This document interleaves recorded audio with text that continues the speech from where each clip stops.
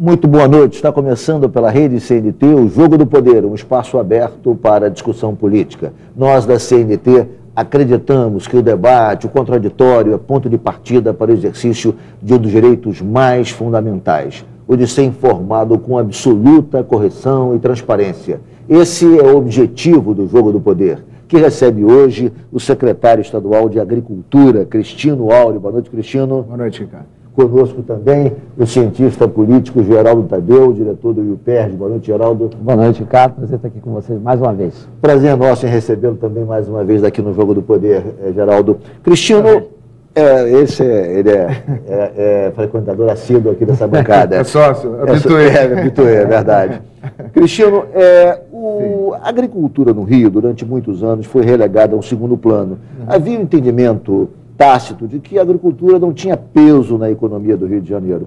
Com uma economia lastreada no petróleo, se julgava de menor importância a atividade econômica. Aos poucos, eu acho que o carioca está se dando conta da importância dessa agricultura. E eu queria que você nos falasse um pouco sobre isso. Qual é o peso hoje da nossa agricultura na economia do Estado e em que áreas essa agricultura avançou de maneira mais significativa?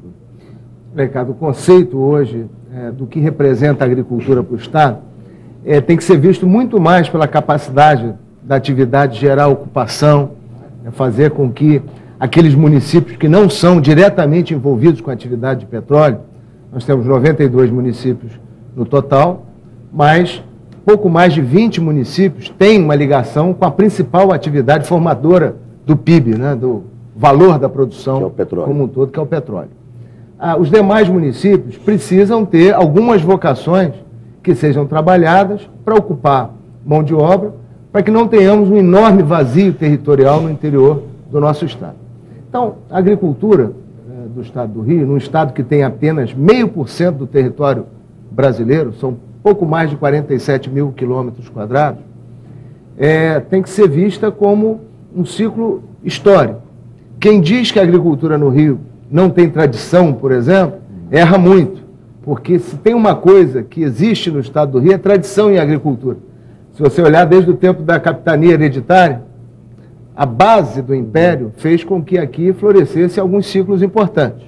Então, a cana-de-açúcar, introduzida no Brasil através do Nordeste, uma ação dos portugueses ainda nos anos 1500, encontrou no Rio de Janeiro a principal base produtiva real na época dos engenhos. Tanto assim, quando você vê aquelas novelas de época, Escravizaura, etc., ela está muito ambientada no ciclo da produção da cana-de-açúcar no Rio de Janeiro. O ciclo do café teve passagens importantes. O Vale do Paraíba Fluminense? Do Paraíba Fluminense, Resende, Vassouras, Valença, Piraí, Barra do Piraí, enfim, Paraíba do Sul. Aquele eixo era o eixo que representava, para a época, o que representa hoje o Centro-Oeste, em termos de vigor de uma atividade exportadora. São Paulo entra nisso muito tempo depois, com a vinda dos imigrantes italianos e outros europeus que vieram para cá. Então, tradição o Rio tinha, mas ali, a partir do final dos anos 50, 60, o ciclo do café se encerra nas montanhas do Estado do Rio, o ciclo da cana ainda prossegue até a década de 80, mas depois, essas duas atividades que formam lá a bandeira do Estado do Rio, que tem se olhar o símbolo, o café e a cana, entram num forte declínio. Como ocupar essas montanhas do Estado do Rio, uma topografia extremamente difícil, numa área pequena, com uma mão de obra que estava migrando dos municípios pequenos para o polo urbano que se formou em torno da capital, aí sim, já fundindo dois estados e já procurando um caminho muito mais na região metropolitana. Esse foi o desafio que nós encaramos a partir do final dos anos 90, essa década, que nós estamos aí à frente da Secretaria, criando espaços para que novas vocações se formem e, com isso, acho que nós obtivemos sucesso nessa nossa empreitada, elegermos algumas dessas vocações, investirmos nela e, com isso, fazer com que nós pudéssemos resgatar o trabalho, a inovação, casando essa agricultura com o meio ambiente. Então, nós hoje temos o complexo Hort, né, chamado cinturão de produção verde, desses itens de uso mais imediato, né, folhosas, legumes, que tem um vigor enorme. Só na região serrana tem 17 mil famílias envolvidas. A produção leiteira voltando com muita força. O Rio hoje já é destaque na produção de lácteos.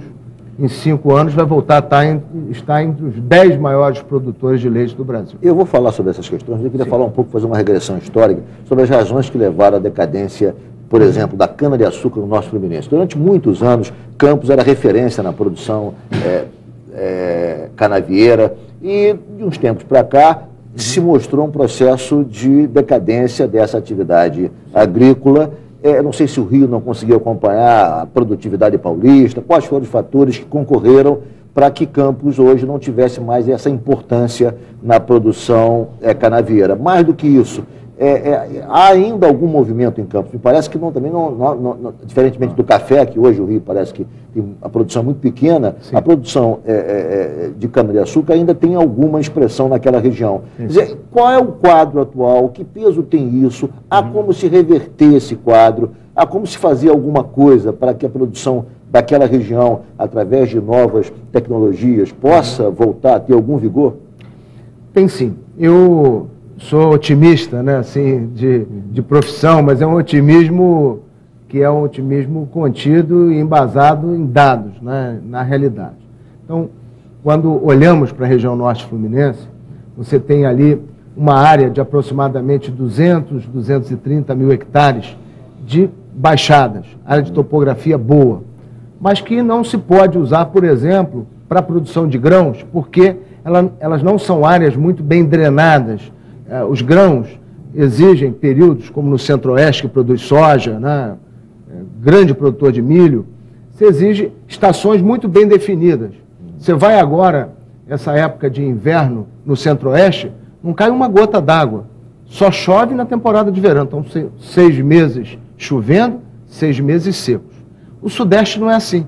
E o estado do Rio tem várzeas boas, porém úmidas, que só a cana-de-açúcar sobrevive ali, ou então o capim.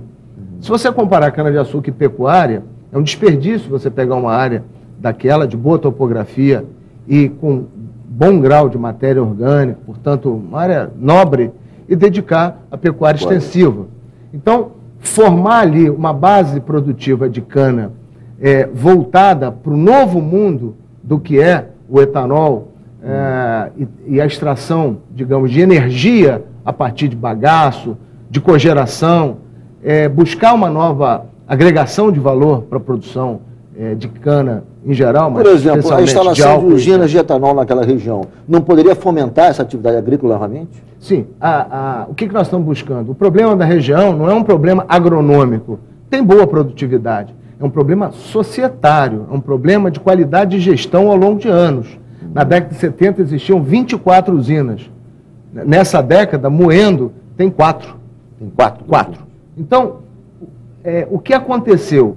Perda de competitividade do empresariado local, tanto o empresariado industrial, agroindustrial, o dono da usina, quanto o empresariado agrícola.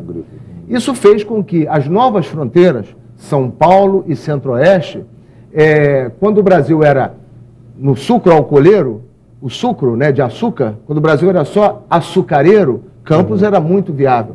Quando o Brasil passou a ser alcooleiro, porque aí a base, a escala de produção é absurda em termos de área, é evidente que a região não tinha como concorrer. E o empresário local não se preparou para ir para outros ramos. Se etanol, álcool hidratado, não é o grande negócio, você tem que entrar em álcool químico, você tem que fazer outras coisas. E é isso que está acontecendo. Nós estamos revigorando o parque a partir de algumas iniciativas que eu considero boas.